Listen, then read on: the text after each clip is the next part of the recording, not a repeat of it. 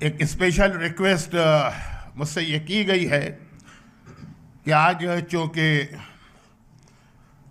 फातिमा ज़हरा के उस पोते का मातम हमें करना है और जब ये ताबूत बरामद होगी, तवक्को यही है कि आखिर मजलिस तक मोमिनीन की तादाद बढ़ जाएगी और मेरा बयान भी डिस्टर्ब न हो, तो शुरू में ही जितना ज़्यादा आप लोग आगे आ सके आगे तो खैर हैं, इधर भी बहुत जगह खाली है और उधर भी जहाँ जहाँ गैप हैं। मैं ज़्यादा इस पर बात करता नहीं हूँ इसलिए कि मुझे कुछ नज़र भी नहीं आता है कि कौन है और कौन नहीं है, लेकिन चूँकि आज की रात ये एक्सपेक्टेड है इसलिए ये शुरू में रिक्वेस्ट की गई। और अब जल्दी जल्दी बात, क्योंकि ऑलरेडी मैं 5 मिनट लेट हूँ। मसाइब भी आज ज़्यादा होते हैं तो स्पीच बहुत छोटी हो जाएगी, लेकिन इससे पहले कि मैं वहाँ से बात शुरू करूँ जहाँ कल रात तक बात पहुँची थी, मसाइब की एक रिवायत बिल्कुल शुरू में, और जो मसाइब का आखिरी जुमला मैं पढ़ूँगा इंशाअल्लाह, आखिरी जुमला उस वक्त तक अगर ज़िंदगी रही 50 मिनट 45 मिनट ये उससे कनेक्ट होगा, लेकिन शुरू में इसको बयान करना इसलिए ज़रूरी कि गम के बयान में बहुत मुश्किल होता है कि कोई मैसेज दिया जा सके। रियाज़ुल क़ुद्स की एक रिवायत है कि करबला के वाक़ये के बाद किसी ने चौथे इमाम से एक सवाल किया। बहुत सारी रिवायतें हमें मिलती हैं कि लोग चौथे इमाम से कुछ करबला के हवाले से कुछ उनके पास न्यूज़ आई होती हैं तो उसका कंफर्मेशन चाहते थे। तो एक सवाल किया कि फर्जंद रसूल, हमने ये सुना है कि करबला में जब वो आका की शहादत हो गई तो उसके बाद बीबियाँ फरियाद कर रही थी, बच्चे बहुत परेशान थे, लेकिन एक बीबी ऐसी थी कि जो ज़रा सी रेड कलर की चादर पहने हुए थी और अल्लाह क्या उनमें सब्र और इस्तिकामत था कि बच्चों को भी वही संभाल रही हैं, दूसरी बीबियों को भी वही संभाल रही हैं, यहाँ तक कि जब खेमों में आग लगी तो आपको भी जलते खेमे से उठा के बाहर लाई। फर्जंद रसूल वो बीबी कौन थी? चौथे इमाम ने सर झुका के जवाब दिया, वो मेरी फूफी सानिया ज़हरा ज़ैनब कुबरा थी। तो रावी ने एक सवाल कर लिया कि फर्जंद रसूल, जिसने मुझे रिपोर्ट किया है, मैं तो नहीं था करबला में, तो वो जो उसने कहा कि वो जो एक रेड कलर की चादर थी, तो उस वक्त एक ऐसा टाइम, करबला का मुश्किल तरीन मौका, क्या शहजादी के पास कोई मसलन सफ़ेद रंग की चादर नहीं थी कि ये रेड कलर की चादर पहनी? तो जवाब यही तो था ना, रिवायत मशहूर है। मौला ने रोते हुए कहा कि मेरी फूफी की चादर सफ़ेद थी, लेकिन जब खेमे में मेरे भाई अकबर का लाशा आया और फूफी ज़ैनब हाय अकबर बेटा कह के लाशे पे गिरी, तो सीने से निकलने वाले खून ने, अकबर के खून ने ज़ैनब की सफ़ेद चादर को सुर्ख कर दिया। अब ये देखिए, मसाइब की रिवायत मसाइब में पढ़ी जाती, लेकिन चूँकि इसमें एक बहुत अहम मैसेज है और उस वक्त ये मैसेज देना मुमकिन नहीं होता जब मसाइब का बयान हो रहा हो। इसका मतलब ये है कि खेमे के अंदर अब ये खेमे जले नहीं हैं जब अली अकबर की शहादत हुई, ये सारे खेमे हैं। खेमे के अंदर बीबियाँ हैं, खेमे के अंदर शहजादी हैं, खेमे के अंदर अकबर का लाशा आया। नामहरम तो छोड़ें, कोई महरम मर्द भी नहीं है, सिर्फ खवातीन, और अकबर जैसे का लाशा, यानी जो अकबर के पाँव की खाक भी नहीं है।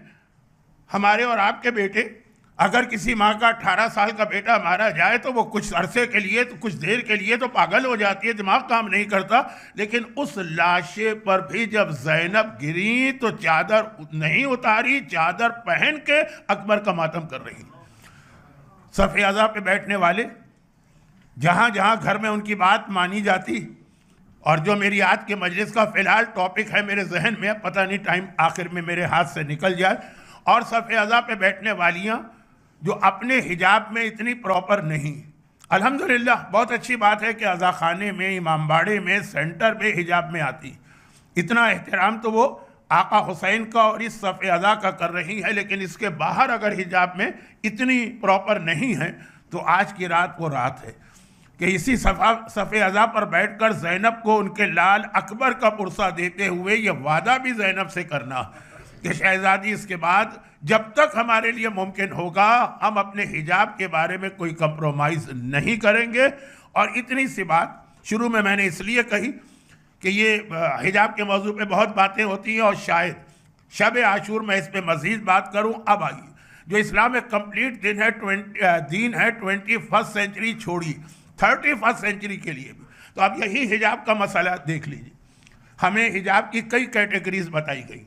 अच्छा, मर्दों का हिजाब भी बहुत अहम चीज़ है, लेकिन जो कि टाइम इतना नहीं है तो अब और बात लेडीज़ के हिजाब की हुई है, तो हिजाब की कई कैटेगरीज बताई गई और उसके अंदर फिर हमसे 21st सेंचुरी में ये कहा गया है कि अगर तुम्हारी औरत मिनिमम हिजाब भी कर ले तभी खुदा और रसूल को राज़ी करने का और शहजादी कौनैन की दुआ हासिल करने का जरिया बनेगी। वो मैक्सिमम हिजाब नहीं मांगा जा रहा। अच्छा, कोई करे तो बहुत अच्छा। मैक्सिमम हिजाब जो आपको शहजादी के यहाँ नज़र आता, शहजादी के हालात पर नहीं बयान करना है। सब मशहूर रिवायतें जो अहले बैत की एक यानी बहुत ही अहम उनकी सीरत का एक कैरेक्टरिस्टिक कि जब कभी हुक्म खुदा उनके सामने आता है तो वो मैक्सिमम पे जाके अमल करते हैं, लेकिन जब आम आदमियों की बात होती है तो वो मिनिमम रिक्वायर करते हैं। मसलन मौला की बहुत मशहूर हदीस नहीं, वो खुतबा नहजुल बलागा का गालिबन 207 नंबरिंग में गलती हो सकती कि जब एक आदमी ने अपनी लाइफ को बहुत ही सिंपल कर दिया, इतना सिंपल कर दिया कि घर से निकल के दरख्त के नीचे वो रहने लगा और मौला ने कहा कि ऐ शैतान की इताअत करने वाले ये क्या कर रहा। तो उसने कहा मौला मैं आपको कॉपी कर रहा हूँ, आपकी ग़िज़ा, आपका फूड, आपका ड्रेस, आपका मकान। आपने देखा है ना कूफे की मस्जिद के पीछे मौला का मकान कितना ऑथेंटिक है, कितना ऑथेंटिक नहीं है, वो बहस चढ़ने का मौका नहीं है। तो इंतहाई सिंपल आपकी लाइफ है, तो मैं भी आपको कॉपी कर रहा हूँ। इमाम ने कहा मुझे कॉपी नहीं करो, मेरी ड्यूटी अलग है, तुम्हारी ड्यूटी अलग है। फिर तफसीली जवाब इमाम ने दिया, मजलिस में बयान होता है, आज मेरे पास बिल्कुल टाइम नहीं है। इसको इन शॉर्ट एक छोटे से वाक़ये के ज़रिए कंप्लीट कर दूँ। औरत आती और आने के बाद शहजादी कौनैन से एक सवाल करती कि शहजादी ये कितना सोना मेरे पास हो, तो नहीं, ये लफ्ज़ मेरा नहीं, कितना सोना हो तो ज़कात वाजिब होती। एक फ़िक़ही मसला है, क्वायरी सोना। अब वो सारी चीज़ें बताने की ज़रूरत तो नहीं है कि ज्वेलरी पे ज़कात नहीं है और गोल्ड के बिस्किट पे ज़कात नहीं है, लेकिन बहरहाल जो है ज़कात जिस सोने पर कितना हो। तो शहजादी ने उस वक्त यही मैसेज देना था, यही उसे सवाल किया कि ये जो तू पूछ रही कि कितना गोल्ड हो तो ज़कात वाजिब है, ये अपने लिए पूछ रही है कि मेरे लिए। चकरा के उसने कहा, हैरान होके कहा, अ बिट सरप्राइज शहजादी, शरीयत तो एक है, वो आपके लिए और हमारे लिए एक है। कहा कि नहीं, फ़र्क है। अगर अपने लिए पूछ रही है तो 20 दीनार हो तब ज़कात वाजिब होती, और हमारे लिए यह है कि घर में इतना सोना रहा कैसे कि ज़कात देने का वक्त आ जाए, हम तो जो सुबह आता है शाम तक राह खुदा में दे चुके होते। हमसे नहीं कहा, ये हमसे डिमांड नहीं की जा रही है, खुद ही इस वाक़े के अंदर शहजादी ने बताया। और मौला का एक बहुत ही मशहूर लेटर है, नहजुल बलागा का जो मिडिल पार्ट है जिसमें मौला के लेटर्स हैं तकरीबन 74-75। अब वो सारे लेटर्स तो कोई नहीं पढ़ता है, लेकिन उसमें 47 नंबर बहुत ही फेमस। अच्छा, अब ये बात आ गई है तो एक जुमला मैं कह दूं, क्योंकि ये भी मेरी आज की स्पीच के अंदर आगे चल के आने वाला। मौला ने जब बदतरीन दुश्मन अहले बैत मुआविया से और मुआविया के जो डेलीगेशन है उससे मुनाजरे के लिए, डिबेट के लिए, या जो कहिए कि जो भी उस वक्त बातचीत चल रही थी, अब्दुल्ला इब्ने अब्बास को भेजा, कहा तुम मेरी जानिब से जाओगे। एक जुमला कहा नहजुल बलागा में, आज भी जाके चेक कर लीजिए, रेफरेंस को बहुत ही आसान कर देता हूँ। पार्ट 2 अली के लेटर्स, उसके बिल्कुल लास्ट पेज पे जाइए और उसके अंदर ये जुमला है, मौला कहते वला तखासिबहुम बिल कुरान, देखो, उनसे कुरान के जरिए से आर्गुमेंट न करना, हदीस के जरिए से आर्गुमेंट करना।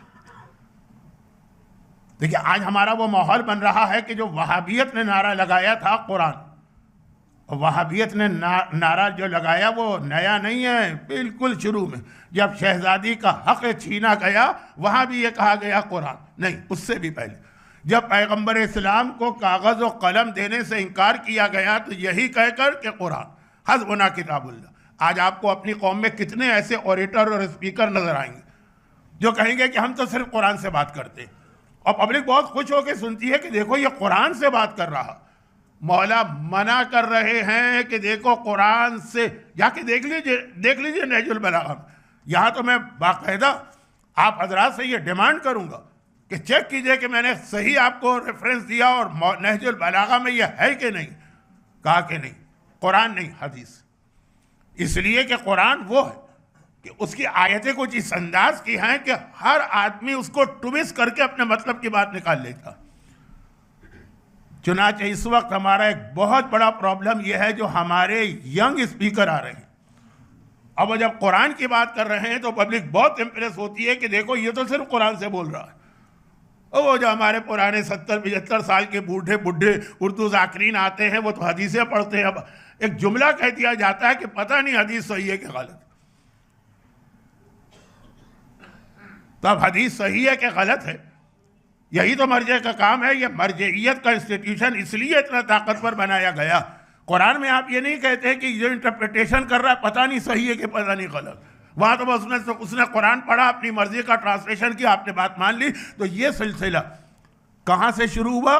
जो अहले बैत का पहला दुश्मन है पैगंबर कागज़ और कलम मांग रहे हैं, मना किया, कहा कि कुरान। और वहाँ से सिलसिला मुआविया तक आया। मुआविया ने नेज़ों पर कुरान बुलंद किए हैं, वो भी कुरान को एक्सप्लॉइट कर रहा है, इस्तेमाल कर रहा है। तो मौला ने कहा कि उनसे कुरान के जरिए बहस नहीं करना, वरना वही शिमर वाला जुमला हो जाएगा ना। मैंने शायद शुरू मजलिस में भी पढ़ा था और आपने कई बार सुना। ये कहता है मैंने तो करबला में इमाम हुसैन को कत्ल किया क्योंकि कुरान ने मुझे ये ऑर्डर दिया। कत्ल हुसैन भी कुरान से। और ये आज के ज़माने का सबसे बड़ा मसला, लेकिन इस पर बात आज नहीं करना है, बाद में करना थी। ये तो तमहीद में ज़रा सा इसका तस्करा आ गया कि अब जो हमें अहले बैत ने जो मैसेज दिया, ये बीच में एक हदीस आ गई, वो ये था कि इस्लाम के अंदर बहुत फ्लेक्सिबिलिटी। देखिए 21st सेंचुरी में इस्लाम क्यों चलेगा, इसमें फ्लेक्सिबिलिटी बहुत है।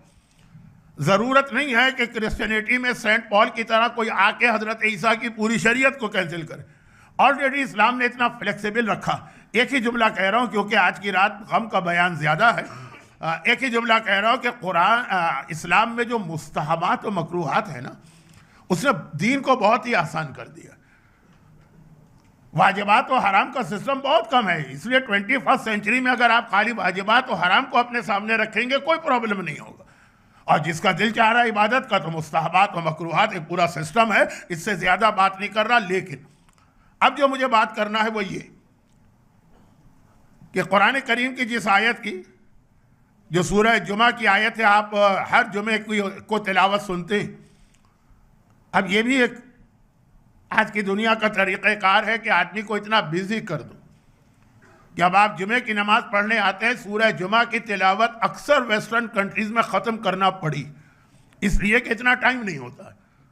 मुख्तसर टाइम में नमाज ख़त्म करना है। इस्लाम ने पहले दिन से ही इजाज़त दी कि आप कुल हुवल्लाह का सूरा पढ़ के दोनों रकतों के अंदर नमाज जुमा पढ़ सकते हैं, लेकिन हाईली रिकमेंड सूरह जुमा।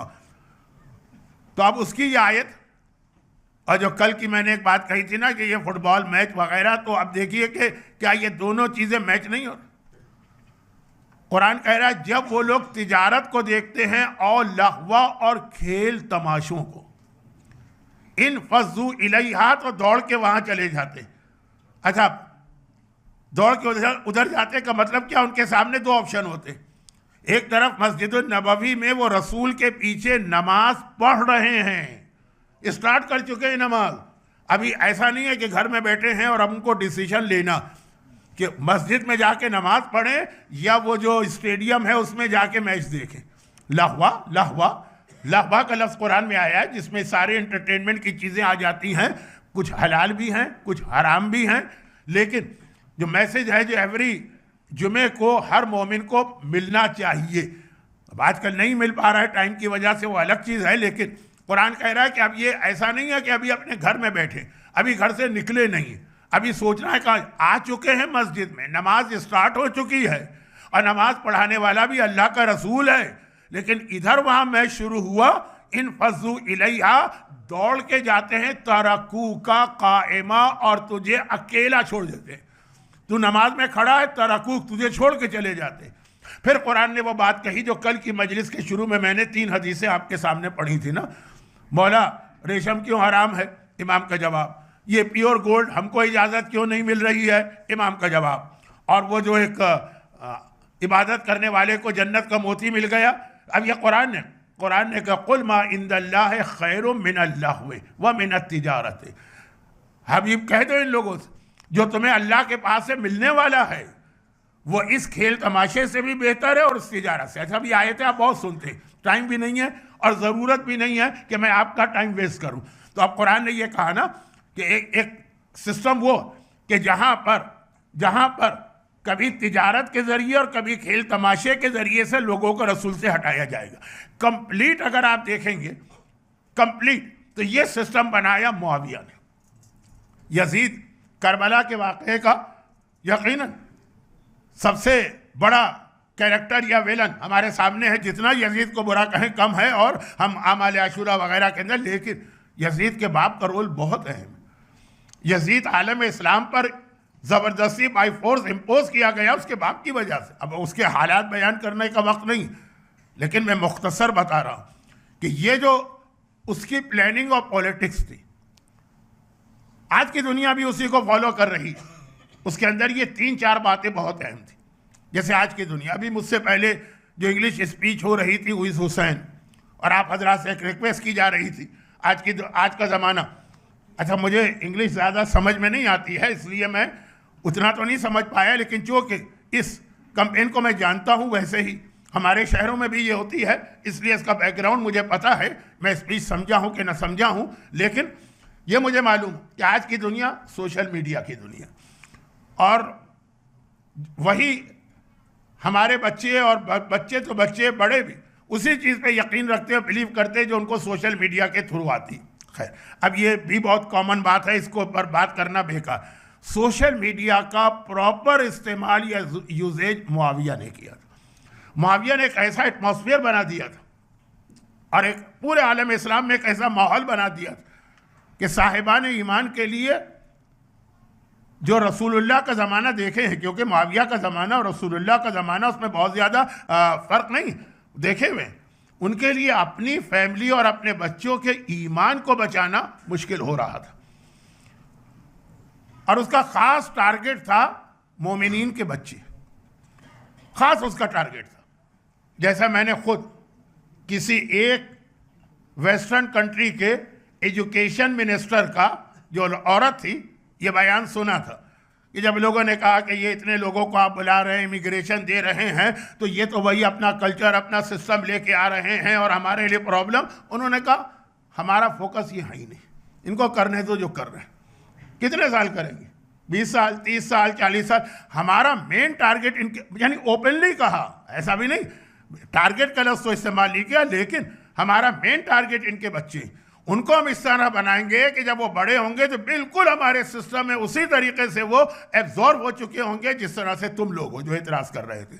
ये मुआविया की पॉलिसी कि मोमिनीन जो रसूलुल्लाह का ज़माना देखें, जो मनकुन तो मौला की हदीस सुने हुए हैं, जो अली का फ़ज़ाइल जानते हैं, उनको छोड़ दो, छोड़ नहीं दो, कत्ल करो, घर जलाओ, सारे टॉर्चर करो, लेकिन उनको चेंज करने की कोशिश नहीं करो। सारा का सारा तुम्हारा जो फोकस है वो इनके बच्चे होने चाहिए। और मैंने कहा ना कि आज अगर आप देखेंगे आंखें खोल के तो यही हो रहा है।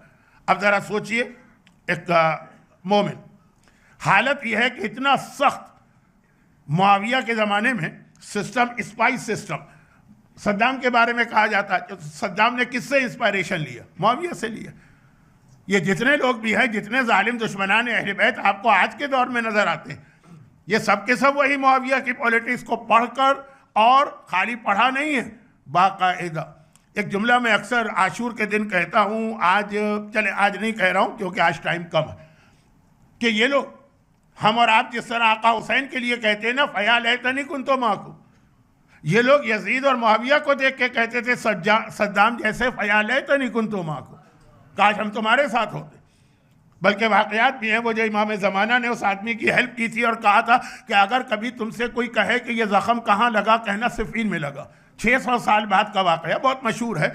अब मुझे नहीं पता, कुछ चीज़ों को मैं समझता हूँ मशहूर है, बाद में कोई सवाल कर देता है। आइए असल टॉपिक पर आ जाए।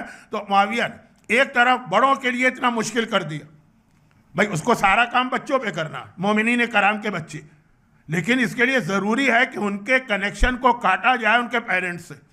तो इतना सख्त माहौल जैसे सद्दाम के बारे में था कि हत्ता हस्बैंड को अपनी वाइफ के बारे में पता नहीं था कि ये कहीं सद्दाम की स्पाई तो नहीं है, और वाइफ को अपने हस्बैंड के बारे में नहीं पता। इतना ये जितने भी जालिम होते हैं, इनमें और भी मिडिल ईस्ट के हुक्मरान हैं, लेकिन मैं इसको बहुत ही ज़्यादा खुल के नहीं कहना चाहता। तो खुलासा ये कि घर के अंदर अली का नाम वो लोग भी नहीं ले सकते जो अली को की फजीलत और अजमत को जानते और अली की मारिफत रखते। अगर कभी शौहर को पता है कि मेरी बीवी भी मोमिना, या भाई को पता है कि मेरा भाई भी मोमिन है, और कोई बात करना है अली के बारे में, तो किस तरह की जाती है। ये ज़माना आप देखिए जो 20 साल 41 हिजरा से 61 हिजरा तक मुआविया ने गुजारा है, पूरी एक जनरेशन जो दोनों मुहिब अहले बैत, दोनों को पता है एक दूसरे के बारे में। अभी तो मैंने कहा कि अक्सर को तो पता भी नहीं होता था मैं अली वाला हूँ, मेरा भाई।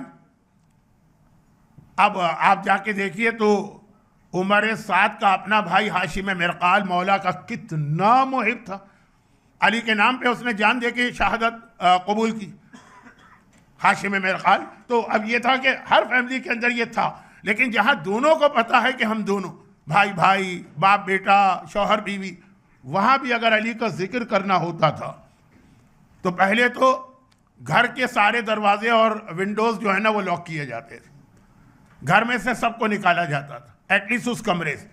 जो घर के अंदर मेड है और जो स्लेव्स हैं उन सबको किसी काम से बाहर भेज दिया जाता था, और उसके बाद फिर शौहर बीवी से कहता था कि अपना कान मेरे मुंह के करीब लाओ, कोई बात करना है अली के बारे में।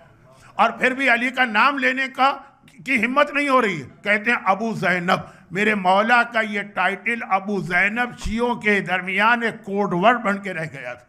एक जुमला मैं इससे पहले पहली मजलिस में अर्ज कर चुका हूँ, अली, हसन, हुसैन, मोहम्मद, ये 4 नाम पंजतन में वो हैं कि जो इससे पहले अरब में किसी के भी नहीं थे, जबकि अरबी के लफ्ज़ हैं ये, और बहुत ही सिंपल से लफ्ज़ हैं, किसी के नहीं थे। लेकिन फातिमा और ज़ैनब औरतों के दोनों नाम बहुत पहले से चले आ रहे हैं, काफिरों में भी थे, कुफर के ज़माने में भी थे, 100 साल पहले से थे। तो अबू ज़ैनब कहा जाता था, उस वक्त जहन शहजादी ज़ैनब की जानिब नहीं जाता था। ज़ैनब के नाम की सैकड़ों औरतें थीं, जिसमें मुसलमान भी हैं, मोमिना भी हैं, अहले बैत के घराने की भी है, काफिरों की भी। तो अली के लिए अबू ज़ैनब का लफ्ज़ इस्तेमाल होता था कब?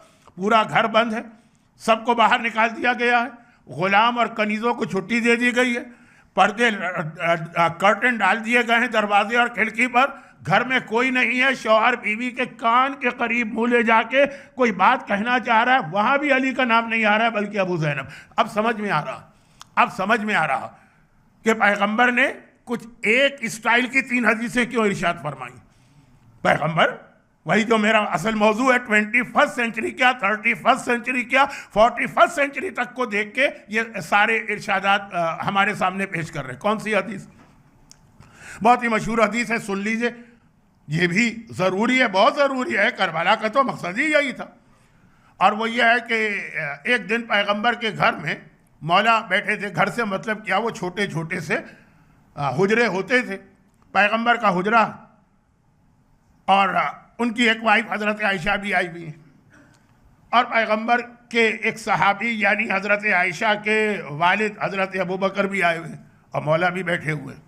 अब बातें हो रही हैं चारों में, आजकल नहीं होता है, आजकल 4 आदमी कितने ही क्लोज रिलेटिव क्यों ना हो, अगर एक जगह बैठे हो, वो सब मैसेज चल रहे होते हैं स्मार्टफोन के ऊपर, आमने सामने कोई बात करने को तैयार नहीं होता, बिल्कुल सामने बैठे, ये भी नहीं पूछेंगे आपको चाय चाहिए, मैसेज जाएगा। तो खैर, तो वहाँ उस वक्त चारों एक जगह बैठे हुए, हज़रत आयशा को एक अजीब चीज़ लगी, एक बिट ऑकवर्ड, अपने बाबा से कहा, बाबा मेरी समझ में नहीं आ रहा है कि आप जो हैं कभी मुझसे बात करते हैं, कभी रसूल से बात करते हैं, लेकिन आप देखते सिर्फ अली को हैं। बात यहां कर रहे हैं, देख उधर रहे हैं। तो हजरत अबू बकर ने मुस्कुरा के कहा कि मैंने चूंकि रसूल से सुना था, अन्नज़र इला वजह अली इबादा, अली के चेहरे को देखना इबादत है, तो मेरा दिल चाहता है जितनी देर यहाँ बैठा रहूं इबादत करता रहूं। बेटी ने क्या कहा, मशहूर रिवायतें, मैं तो इसको मुआविया के हवाले से इन रिवायतों को जमा करके एक रिजल्ट निकालना। बेटी ने क्या कहा, हजरत आयशा, उन्होंने कहा बाबा आपने सिर्फ इतना सुना, मैंने तो रसूल से यह भी सुना है कि रसूल ने फरमाया जिक्रो अली इबादा, अली का जिक्र करो ये भी इबादत है। पैगंबर ने बाप बेटी की बातचीत सुनी, पैगंबर ने इंटरफेयर किया और कहा कि तुमने सिर्फ इतना सुना है, मैंने तो यहां तक कहा है हुब्बो अली इबादा, दिल में अली की मोहब्बत रख लो तो ये भी एक इबादत है। तो जितनी क्या मतलब कि जितनी देर आप इस सफ़े अज़ा पे बैठे मजलिस सुन रहे हैं या कोई और काम कर रहे हैं, अगर दिल में मोहब्बत अली है, इबादत का मीटर चल रहा है, वो एक अलग से आपको सवाब मिल रहा है मोहब्बत अली का।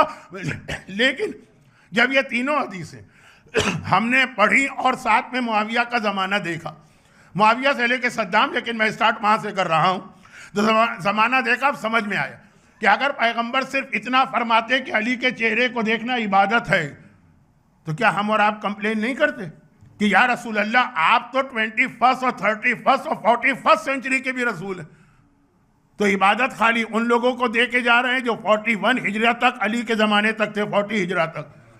रसूल आप हमारे भी हैं, आज के ज़माने के, जैसा मैंने कहा मार्स, जुपिटर, सैटर्न, कहाँ कहाँ हम जाएंगे वहाँ भी रसूल है। लेकिन ये बात, बाकी हर इबादत आपने हम सबको दी है, नमाज उनको भी दी, हमको भी दी, रोज़ा उनको भी दिया, हमको भी दिया, हिजाब उनको भी दिया, हमको भी दिया, तिलावत कुरान उनको भी दी, हमको भी दी, हज उनको भी दिया, हमको भी दिया, तमाम इबादतें। ये इतनी बड़ी इबादत अपने ज़माने के लोगों को दे के गए, हमको छोड़ दिया। तो पैगंबर ने कहा नहीं, मैं आदिल खुदा का आदिल नुमाइंदा हूँ, क़यामत तक का दीन लेके आया हूँ, 21st क्या 31st क्या 41st सेंचुरी के मोमिन को भी महरूम नहीं करूँगा। जो अली के ज़माने में मौजूद हैं वो अली के चेहरे को देख के इबादत का सवाब लें, जो अली के बाद आ रहे हैं अगर चेहरा नहीं देख सकते तो अली का जिक्र करके इबादत का सवाब लें। एक बार मुआविया के ज़माने का मोमिन खड़ा होगा और कहेगा या रसूल अल्लाह हमारी भी कंप्लेन सुन लीजिए कि चलें, उन लोगों ने अली को देखा, बाद के लोगों ने अली का जिक्र किया, हम क्या करें जो इतने सख्त दुश्मन अली के ज़माने में आए हैं। हमारा कसूर तो नहीं है ना, अल्लाह ने हमसे तो नहीं पूछा तुम्हें कहाँ पैदा होना है, हमने कहा मुआविया के दौर में, हमें तो अल्लाह ने इस दौर में पैदा किया, हम तो अली का जिक्र भी नहीं कर सकते, तो क्या हम इस इबादत से महरूम रहेंगे? पैगंबर ने मुस्कुरा के कहा कि नहीं, तुम भी महरूम नहीं रहोगे। जो अली के ज़माने में है अली का चेहरा देखकर इबादत का सवाब लेंगे, जो अली के बाद हैं अली का जिक्र करके इबादत का सवाब लेंगे, और जो मुआविया और सद्दाम जैसों के ज़माने में है वो दिल में अली की मोहब्बत रखकर वही सवाब हासिल करेंगे।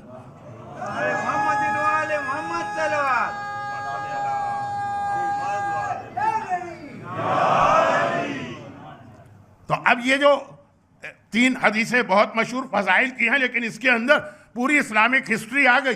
पैगंबर के ज़माने से लेकर क़यामत तक हालात, माहौल, ज़माना, सर्कमस्टांसेस कैसे ही चेंज क्यों ना हो जाएं, हर चीज़ के लिए इस्लाम ने हमें एक गाइडेंस दे दी है। तो जैसे फ़जाइल के हवाले से वैसे ही वाजिबात व हराम के हवाले से बाद में, तो अब मुआविया का ज़माना वो था कि जहाँ वाक़न न चेहरा अली की ज़ियारत मुमकिन हो रही थी, और क्योंकि मुआविया की प्लानिंग से अली शहीद कर दिए गए, इब्न मुलजिम के पीछे किसका हाथ था तफसील में नहीं जा रहा हूँ, और ना जिक्र अली मुमकिन था।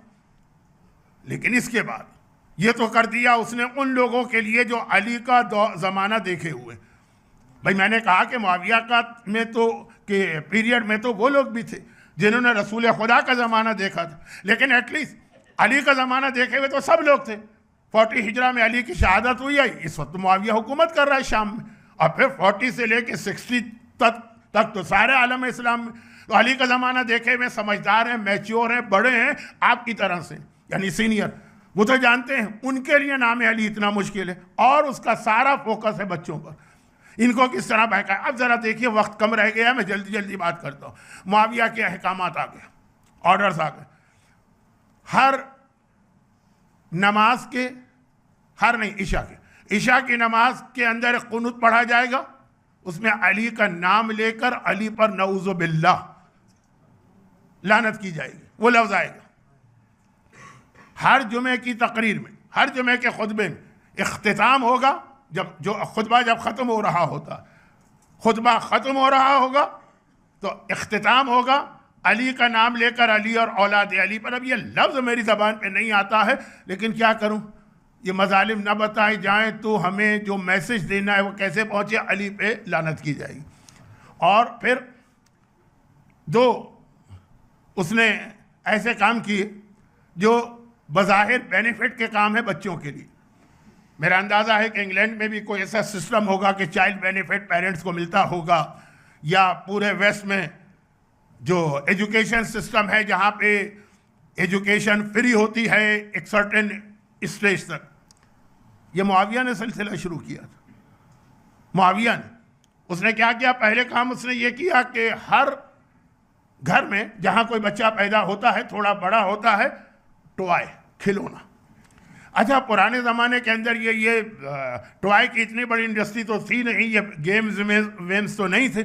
उस ज़माने में बच्चों के लिए खेलने के लिए टॉयज़ जो थे वो होते थे जानवर। आज भी पेट बच्चों के लिए तो एक चीज़ होती है, उस ज़माने में तो यही होता था। बकरी का बच्चा हर घर में भिजवाया जाता, गवर्नमेंट की तरफ से एक गिफ्ट मिलता है।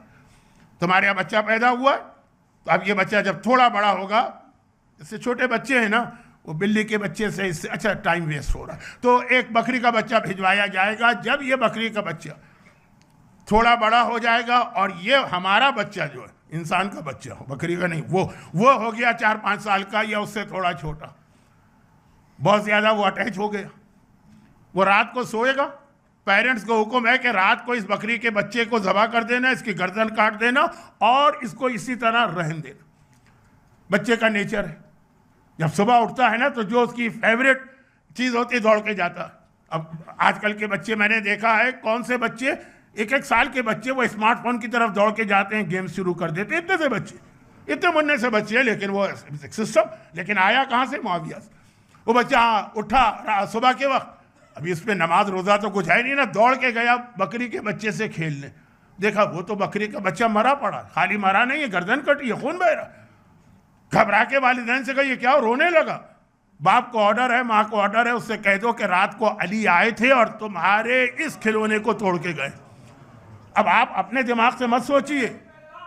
अब और इंशाल्लाह हमारे आशूरा में आप अपनी ये हसरत पूरी कीजिएगा। तो अभी बयान जो है वो आगे बढ़ रहा है कि अब ये कि बच्चे के जहन से सोचिए कि उसका खिलौना 4-5 साल इतना अटैच रहा वो अपने इस पेट से, जानवर से, और उसको मैसेज मिला कि अली आए थे और उसको मार के चले गए। उधर आइए, स्कूल सिस्टम, पूरा एक स्कूल का उसने सिस्टम बनाया। ये भी एक बहुत बड़ा मसला है कि एजुकेशन सिस्टम वेस्ट में रह के हमें अपना कैसे बनाना है, लेकिन इतनी सारी बातें तो नहीं आ सकती है ना, बहुत मुख्तसर बात। और उसने कहा कि इसके अंदर जो स्कूल है तो सुबह से शाम तक है, इसमें फ्री लंच गवर्नमेंट की तरफ से प्रोवाइड किया जाएगा। बहुत सारी चीज़ें आपको आज लग रहा है ना कि ये तो आज का सिस्टम है, नहीं, मुआविया का सिस्टम। और उस सिस्टम से मुआविया जो बेनिफिट लेना चाह रहा था, आज इस टाइप के जो सिस्टम है उससे ये सिस्टम चलाने वाले अपना बेनिफिट लेते हैं। वो एक अलग चीज़ कि कैसे मुसलमान बच्चे को नाम उसका मुसलमान रहे, बाकी उसको अंदर से बिल्कुल नॉन मुस्लिम बना देना। बहुत ही एक सीरियस टॉपिक है, लेकिन टाइम नहीं है, सिर्फ 3 या 4 मिनट मेरे पास बच रहे हैं, मैं तो इसमें कंप्लीट नहीं कर पाऊंगा, जल्दी जल्दी बात ख़त्म होगी। अब यह है कि फ्री लंच और सुबह से शाम तक बच्चे को स्कूल में रहना। बच्चे जाते हैं खुशी से, शौक से, उसके बाद लंच का टाइम आता, बेहतरीन जो ज़माने के एतबार से खाने जो बच्चे को बहुत ज़्यादा पसंद है, जो उसके अपने वालिदैन भी अफोर्ड नहीं कर सकते, ख़ास तौर पर मोमिन घराने, क्योंकि साहिबान ईमान का शियों का कत्ल भी हो रहा है और उनके बिजनेसेस भी तबाह किए जा रहे हैं, उनके सोर्स ऑफ इनकम को भी ख़त्म किया जा रहा है। गवर्नमेंट की जानिब से जो बेनिफिट मिलते हैं उसमें पहला ऑर्डर है कि जो अली वाला है उसका नाम उस लिस्ट से काट दो। ये सारी चीज़ें आप मजलिसों में सुनते आए हैं, तो मैं बहुत इशारे करके आगे बढ़ रहा हूँ। अब लंच का टाइम आया, सुबह से बच्चा भूखा बैठा है, प्यासा भी है, वहाँ का माहौल, अरब की गर्मी, पूरे ये इस्लामी दुनिया का सिस्टम, और वो सुफरा बिछाया गया और उस पर बेहतरीन खाने आ गए। जो खाने आपको पसंद है वो आपके बच्चों को पसंद नहीं है, बच्चों की पसंद अलग होती है। तो आपको आज भी मेरे ख्याल में खिचड़ी बहुत पसंद होगी। बच्चे को तो चाहिए ही नहीं है, उसको कोई बर्गर चाहिए होगा या पिज़्ज़ा चाहिए होगा। ये हर ज़माने के तरीके बदलते, जो भी उसको पसंद है वो रखा है। जैसे ही दस्तरखान पे बिछाया गया खाना, हम लोग कहते हैं बिस्मिल्लाह। बच्चों से कहा जाता है अली पे लानत करके ये खाना खाओ। और अगर किसी बच्चे ने अपने घर की वजह से, अपने घर पेरेंट्स की वजह से मना कर दिया, उससे कहा जाता है यहाँ बैठोगे कोई चीज़ खा नहीं सकते हो। अब देखिए, बड़े आदमी रेजिस्ट नहीं कर सकते, कहाँ छोटा बच्चा। वो देख रहा है कि मैंने ये जुमला नहीं कहा तो मेरे जितने क्लास फेलोज हैं वो सबको बेहतरीन चीज़ें मिल रही हैं, मुझे शाम तक फाक़े के आलम में रहना। 1 दिन 2 दिन उसके जहन में तो ये ख्याल आए ना। अब ये बात मैं 14-15 साल के बच्चों की नहीं कर रहा हूँ, जो फिर भी मैच्योर होती, तो बात हो रही है 3 साल के बच्चे की, 4 साल की। उसके जहन में आया कि अली उसका नाम है कि अगर उस पर लानत करो तो बेहतरीन तुम्हें पसंदीदा ग़िज़ा मिलती है, और अगर लानत ना करो तो सारा दिन फाका करना पड़ता। बड़े जो हैं वो स्लिप हो जाते हैं, ईमान छोड़ देते हैं, ये तो छोटे बच्चे। अब ये पूरा माहौल बनाया जा रहा है। जहाँ पे ये बच्चा घर में आता है तो वहाँ अली को बुरा कहा जा रहा है, ये बच्चा मस्जिद में जाता है तो वहाँ अली को बुरा कहा जाता है, ये बच्चा जुमे की जामे मस्जिद में जाता है वहाँ अली को बुरा कहा जाता है, ये बच्चा अपने खेलने की जगह पे जाता है तो वो अपने खिलौने को टूटा देखता है, अली को बुरा कहा जा रहा है, ये बच्चा स्कूल में जा रहा है तो वहाँ अली को बुरा कहा जा रहा है। और 20 साल ये सिस्टम मुआविया ने बना के रखा। अच्छा, यहाँ पे मैं एक छोटी सी बात ज़रूर कहूँगा, और अभी मेरा मौजू जो है बहुत ज़्यादा, यानी जल्दी में ख़त्म तो नहीं हुआ, बस यहीं पे मैं छोड़ रहा हूँ, बाकी बातें कल होंगी शब आशूर। लेकिन एक छोटी सी बात कह दूँ, और वो ये कि इसके सामने जब तक अली थे, भाई अली की खिलाफत तो 5 साल से कुछ कम तक रही ज़ाहिरी, वरना अली तो कायनात के बादशाह हमेशा से और हमेशा रहेंगे। लेकिन ज़ाहिरी वो जो ज़माना था, उस वक्त मुआविया भी था, फिर मुआविया को बाद में 20 साल मिले अलग से। ये जो 4-5 साल थे, उसके अंदर आपको ये 2 बिल्कुल डिफरेंट टाइप की सीरत नजर आएगी। एक छोटी सी बात, जब जंग सिफ़ीन हुई ना तो मुआविया की फौज पहले सिफ़ीन में पहुंच गई, और फिर देखिए गुस्से में, फ्रस्ट्रेशन में नहीं, रिएक्शन में कभी आदमी जो है ना कहता है मैं नहीं कोई गलत काम नहीं करूंगा, लेकिन पहले उसने ये काम किया तो अब कम से कम मुझे रिप्लाई का तो हक है ना। सिफ़ीन में पहुंच गई मुआविया की फौज, मशहूर वाक़या है, नहजुल बलागा में पूरा इसका खुतबा है। तो उसने दरिया पे कब्जा कर लिया, पानी बंद कर दिया। करबला में पानी बाद में बंद हुआ है, पहले अली के लश्कर पे ये पानी बंद हुआ था। तो अली ने मालिक अश्तर को पहले भेजा हुआ था, वो वहाँ थे, लेकिन उनको ऑर्डर था कि जंग नहीं करना, पानी बंद हो गया। और उसके बाद जब मौला आए तो पता चला कि उनकी सारी फौज प्यासी है जो मालिक अश्तर के साथ आए थे, और जो अली के साथ आए तो पानी नहीं। और वहाँ पे मुआविया का ऑर्डर है कि इन लोगों को प्यास से हमको मार देना। फिर मौला ने खुतबा दिया, और उसके नतीजे में पहले सासा इब्ने सोहान को भेजा अपना मैसेंजर बनाकर, जिनका मस्जिद सहला के सामने जिनकी मस्जिद है। लेकिन इसके बाद फिर मौला ने कहा जंग करो, दरिया पे कब्जा कर लिया। जब दरिया पे कब्जा कर लिया और फुरात वापस मिल गया तो अली के लश्कर वालों ने कहा या अमीरुल मोमिनीन, ऐसा जलील दुश्मन कि उसने पानी तक बंद कर दिया, अब हमको तो ये इजाज़त है ना कि हम भी इसके ऊपर पानी बंद करें। मौला ने कहा खबरदार, ये जाहिलियत की बात ना करना। अगर वो कोई ऐसी बात कर रहा है जो ह्यूमैनिटी के खिलाफ है तो तुम्हें हक नहीं है इस तरह से उसका जवाब देने का। हम उनको पानी देंगे, पानी उनका राइट है, पानी उनका हक। आज शियों में ऐसे लोग पैदा हो गए जो मजलूम के अंदर कैटेगरी बना देते हैं कि गजा के मजलूमों का हमें साथ नहीं देना है, हाँ अगर इराक में नजफ में कोई जुल्म होगा तो हमें साथ देना। ना उन्होंने करबला को समझा, ना उन्होंने इमाम अली को समझा, ना उन्होंने मुआविया की पॉलिटिक्स को समझा, और वो उसी पॉलिटिक्स में इन्वॉल्व हुए। बाकी बातें कल की जाएंगी। लेकिन despite all that enmity of Ali, अब ये इसका रिजल्ट जो निकलना है वो कल आएगा, लेकिन इस सब के बावजूद एक बात तो मुआविया भी कहता था, ये तारीख का फ़िक्रा है, टाइम नहीं है तो मैं बहुत जल्दी से इसको ख़त्म कर रहा हूँ, इसका पूरा रेफरेंस नहीं दे रहा। कि एक बार उसने अपने दरबार में सवाल किया था कि क्या तुम बता सकते हो कि इस वक्त खिलाफत का सबसे ज़्यादा हकदार कौन है? कहा कि ये आप। भाई ये सवाल करेगा दरबार में, कहेंगे आप नहीं। कहा आपका बेटा? कहा नहीं। देखिए इस तरह अल्लाह कभी हक दुश्मन की ज़बान पे भी ले आता। कितने बड़े बड़े दुश्मनों ने कहा अगर अली ना होते तो हम हलाक हो जाते। तो अब मुआविया ने कहा, लोग जितने बैठे हुए हैं सब मुआविया के साथ ही, आप भी नहीं, यजीद भी नहीं, तो कौन? कहा हुसैन का बेटा अली अकबर। ये तारीख का फिक्रा है कि मुआविया कहता है आज खिलाफत का सबसे ज्यादा अगर कोई हकदार हो सकता है अली अकबर। मुआविया की तमाम मजालिम जहन में रखकर भी ये जुमला सुने, किस तरह से अल्लाह दुश्मन की जबान पे कभी हक जारी करता। आपको याद है ना, जब यजीद इमाम मजलूम का कटा सर जब यजीद के दरबार में शिम इमाम मजलूम का कटा सर लेके गया था, तो ऐसा जुमला कहा था कि यजीद ने उस वक्त उसे जूते लगा के बाहर निकाल दी। उसने क्या कहा था, याद कीजिए ना, मैं तो आपका टाइम बचाना चाहता हूं। यही तो कहा था कि ऐ हाकिम वक्त, तेरे हुक्म से मैं कायनात के अफजल तरीन इंसान का सर काट के ला रहा हूं। यजीद ने कहा उन्हें अफजल तरीन भी कह रहा और यह भी कह रहा है कि उनका मैंने सर काटा। शिमर जैसे की जबान पे ये लफ्ज आ गया। इसी तरह आज मुआविया की जबान पे आ गया कि हकदार अगर कोई है तो अली अकबर है। क्यों? अली अकबर का रिश्ता दोनों खानदानों से था। मुआविया के पॉइंट ऑफ व्यू से अली अकबर वो पर्सनैलिटी है, मरजल बहरैन यल्तक़ियान। गर्चे मुआविया कोई बहर नहीं है, लेकिन अली अकबर का रिश्ता दोनों खानदानों से।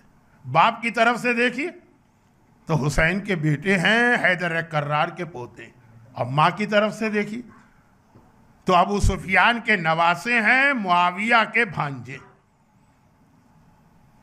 उम्मे लैला की वालिदा जो थी वो दो बहनें हैं ना, ये एक रसूल खुदा की बीवी बनी उम्मे हबीबा और एक उम्मे लैला की माँ बनी, और दोनों अबू सुफियान की बेटियां। तो रसूल खुदा हजरत अली अकबर के खालू भी बनते हैं। यजीद से कितना करीबी रिश्ता था। मुआविया मामू है और यजीद जो है वो मामू का बेटा।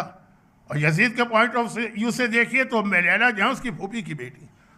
तो ख़ानदान बनी हाशिम, ख़ानदान बनु उमैया, दोनों की तमाम, मुआविया कह रहा है, खुसूसियतें अली अकबर में जमा हो गई। हमें पता है बनु उमैया की कोई खुसूसियत नहीं है सिवाय चालाकी, मक्कारी, धोखा और जुल्म की। और अली अकबर करबला के एक अजीब शहीद।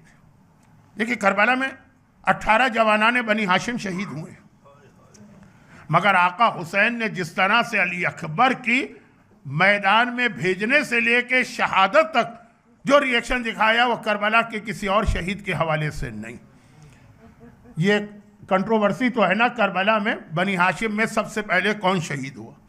लेकिन आजकल तो आप लोग खुद बहुत ज़्यादा करबला जाते हैं, तो अली अकबर की जब आप ज़ियारत पढ़ते हैं, अली अकबर की ज़ियारत कहाँ पढ़ते हैं? आका हुसैन के पायती ना। तो क्या कहते हैं? अस्सलामु अलैका या अव्वला क़तीलिन मिन नस्ल खैर सलील, ऐ नस्ल रिसालत के सबसे पहले शहीद, आपको हमारा सलाम। आशूरे का जिहाद शुरू हो चुका है, ज़ोहर की नमाज भी हो गई है और आखिर में वो वक्त आ गया कि सारे असाब मारे गए हैं, अब सिर्फ बनी हाशिम बचे। हुसैन ने अकबर को देखा और कहा, अकबर बेटा सबसे पहले मख्तल में तू जाएगा। हुसैन पहले अपने लाल का लाशा उठाएगा, बहन के बेटे, भाई के बेटे, इन सब की बारी बाद में आएंगी। और अली अकबर 18 साल का जवान, हमारे यूथ के लिए रोल मॉडल। आजकल की दुनिया के इंटरटेनमेंट में फंस जाने वाले बच्चे ज़रा देखें, 18 साल का जवान अकबर कहता है, अभी तो आगाज़ है शबाब का, दुनिया के मज़ों का। लेकिन अकबर कहते हैं, बाबा मैं तो कब से इंतज़ार कर रहा था कि आप मुझे मैदान में जाने का हुक्म दें। यह कह के अकबर घोड़े पे सवार हुए, मख्तल की जानिब चलना चाहते। हुसैन ने रोक लिया। अकबर बेटा कहाँ जा रहा? कहा बाबा आपने मुझे हुक्म दिया है, मैं तो इंतज़ार कर रहा था। कहा वो मैंने कहा, तू इस तरह नहीं जा सकता है, पहले जाके खानदान की सारी ख़वातीन को खुदा हाफिज कहे, फिर तुझे मख्तल में जाने की इजाज़त। आप सोच नहीं सकते अली अकबर के लिए यजीद की 30,000 की फौज का मुकाबला करना बहुत आसान है। हैदर कर्रार का पोता है ना, फातेह खैबर का पोता है ना, 30,000 के लश्कर का मुकाबला करना आसान। लेकिन माँ से जाके कहना कि अम्मा अब मेरा लाशा देखने को तैयार हो जा, बहनों से जाके कहना कि अब अपने भाई की मैयत को देखने को तैयार हो जा, फूफी से जाके कहना। अकबर का असल इम्तिहान ये था और हुसैन ने पहला इम्तिहान ये लिया। अब अली अकबर खेमे का पर्दा हटा के सहने खेमा में दाखिल होते हैं, वो जो मेन गेट पे पर्दा है वो हटा के सहने खेमा में माँ की तरफ जा रहे हैं, माँ के खेमे में जा रहे हैं, दिल में सोचते जा रहे हैं माँ को कैसे ये पैगाम दूंगा कि अम्मा तेरा 18 साल का जवान मरने जा रहा। मेरे एक उस्ताद ये जुमले कहते थे, जब उम्मे लैला के खेमे में पहुंचे तो एक अजीब मंजर देखा कि मुसल्ला बिछा के उम्मे लैला बैठी। अकबर घबरा गए, मादर गरामी ज़ुहरैन की नमाज तो पढ़ी जा चुकी है, मगरिबैन में बहुत वक्त बाकी, ये कौन सी नमाज के लिए आपने मुसल्ला बिछाया? कहा अकबर तुझे पता है इस जालिम से मेरा रिश्ता है, मैंने अल्लाह से नजर की है और मन्नत मानी है, मेरे अकबर का लाशा जल्दी से आए तो मैं 2 रकत नमाज शुक्राना पढ़ूं। यह है करबला की मानी। अली अकबर ने मुस्कुरा के कहा अम्मा आपने तो मेरा सबसे बड़ा मसला हल कर दिया, मैं तो ये सोच के आया था कि किस तरह से ये पैगाम आपको दूंगा और आप कैसे बर्दाश्त करेंगी। लैला ने कहा अकबर बेटा जल्दी से जा, मुझे अपनी मन्नत को पूरा करना है। अली अकबर बाहर, और अब अली अकबर कायनात का शायद सबसे बड़ा इम्तिहान अली अकबर के लिए हो, फूफी ज़ैनब से कैसे जाकर कहें। अकबर यकीनन लैला का बेटा है, लेकिन शुरू से ही ज़ैनब ने अकबर को अपनी गोद में ले लिया था। हुसैन से रिक्वेस्ट की थी, उस वक्त तक ज़ैनब के यहाँ औन मोहम्मद पैदा नहीं हुए। कहा भैया अपना ये बेटा मुझे दे दे, तेरे पास तो एक बेटा चौथे इमाम तो पैदा हो चुके हैं। हुसैन मसला मुहावरतन कह रहा हूँ, ज़ैनब तो अगर जान भी मांगे तो हुसैन जान दे देगा, अकबर को ले जा। अकबर ज़ैनब के पास ही रहा, बचपना वहीं गुजरा, जवानी का आगाज़ वहीं हुआ। अकबर के तमाम मामलात को ज़ैनब देखती, यहाँ तक कि अरब की औरतों में अकबर को कहते थे अली इब्न ज़ैनब, ज़ैनब का बेटा अकबर। माँ से ज़्यादा मोहब्बत करने वाली फूफी अकबर फूफी के खेमे में दाखिल हुए, अब उनसे कैसे कहूँ। इराक़ के एक बहुत ही मशहूर ख़तीब है अब्दुल रज़्ज़ाक़ अल मुकर्रम, उन्होंने एक मख्तल भी लिखा, हमारे अथेंटिक मकातिल में से एक वो है, उसके अंदर ये रिवायत, अकबर खेमे में दाखिल हुए, अब फूफी ज़ैनब से कैसे कहूँ कि मैं मरने जा रहा हूँ। गए, ज़ैनब खेमे में बैठी, अकबर जाके ज़ैनब की गोद में सर रख के लेट गए। माँ से ज़्यादा मोहब्बत करने वाली ज़ैनब प्यार आ गया, चुनांचे अकबर के बालों में उंगलियों से कंघी करने लगी और कहा अकबर बेटा इस वक्त तो जंग जारी है, यहाँ क्यों आ गया। कहा फूफी अम्मा अचानक एक मसला पेश आ गया और वो मैं आपसे उसका जवाब लेने आया हूँ। ज़ैनब ने कहा अकबर तेरा बाबा इमाम वक्त है, मसले का जवाब तो वो देगा। कहा कि नहीं, आपको पता है जब से मैंने मसला पूछना शुरू किया हमेशा आपसे पूछा, तो ये मसला भी मुझे आपसे पूछना। ज़ैनब ने कहा अच्छा बेटा जल्दी से पूछ क्या मसला। कहा सिर्फ इतना बता दीजिए आपका रुतबा बुलंद है कि मेरी दादी फातिमा ज़हरा का रुतबा बुलंद। अल्लाह, ज़ैनब की हालत, माँ का नाम सुना बेचैन और बेकरार होकर अपनी जगह से खड़ी हो गई। अकबर बेटा ये क्या सवाल कर लिया, कहाँ शहजादी फातिमा, कहाँ मैं उनकी ये कनीज। अकबर ने कहा फूफी अम्मा अगर ऐसी बात है तो एक काम कर, आज फातिमा के बेटे पर अपने इस बेटे को कुर्बान कर दे। ज़ैनब ने कहा अकबर किसी और तरह से अगर मुझे तेरे मरने की खबर आती तो शायद तेरी फूफी भी मर जाती, मगर इस तरह से तूने कहा जा जा अम्मा फातिमा के लाल पे मेरा लाल कुर्बान। अकबर बाहर निकले। पूरे वाक़या करबला में ये ओनली वाक़या कि दुश्मन लश्कर यजीद कहता है हमीद इब्न मुस्लिम कि मैं देखता था कि ये वाहिद ओनली मुजाहिद है कि जब ये बाहर आता था खेमे का पर्दा उठता था फिर गिर जाता था, पर्दा उठता था फिर गिर जाता था। होता क्या था, अकबर बाहर आना चाहते हैं, कभी कोई फूफी आके लिपट जाती है, अकबर बेटा एक बार तो अपनी ज़ियारत और करा दे। कभी कोई बहन आके लिपट जाती है, अकबर भैया एक बार तो मुझे और अपनी ज़ियारत करा दे। यहाँ तक कि हुसैन सहने खीमा में आए। कहा बीबियों अकबर का रास्ता मत रोको, बाहर इंतज़ार हो रहा है। अकबर घोड़े पे सवार हुए तो पहली बात करबला का कोई मुजाहिद ऐसा नहीं है इतनी बार खेमे का पर्दा उठा और गिरा। अकबर घोड़े पे सवार मख्तल की जानिब चले, वक्त बहुत गुजर गया। अकबर का नाम ले, अजान अकबर याद आती है, अजान अकबर याद आती है तो नमाज का वक्त याद आता है। बस जल्दी जल्दी आखिरी जुमले। अकबर चले, अभी थोड़ी दूर चले होंगे, और उधर हुसैन, और कोई ऐसा मुजाहिद था? हुसैन एक मर्तबा हाथ उठा के कहते हैं, खुदा बंदा, मैं इस वक्त उसको मक्तल में भेज रहा हूँ जो सूरत में भी मेरे नाना की शबी है, सीरत में भी मेरे नाना की शबी है। फिर क्या कहा? आए पिसारे साथ, तू देख रहा है मेरा बेटा मरने जा रहा है, खुदा तेरी नस्ल को मुनक़ता करे। और किसी मुजाहिद के वक्त इस तरह से आका ने उमर साद को बद्दुआ दी थी। और इधर अकबर ने घोड़ा आगे बढ़ाया, घोड़ा आहिस्ता आहिस्ता स्पीड पकड़ रहा है। अकबर को ऐसा लगा कोई मेरे पीछे आ रहा है।